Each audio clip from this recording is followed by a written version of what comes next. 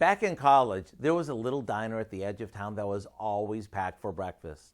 Besides having killer omelets that were practically the size of my head, they were also known for their homemade cinnamon bread that was thick cut and toasted on their griddle.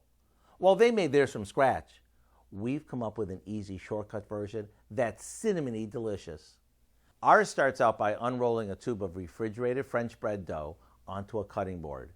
You want to do this gently so you end up with a rectangle, like this.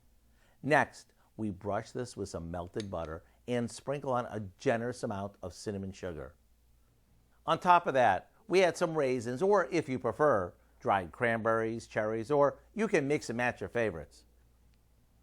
Now we roll this up and place it in a loaf pan and let it sit at room temperature to rise for a bit before we bake it off.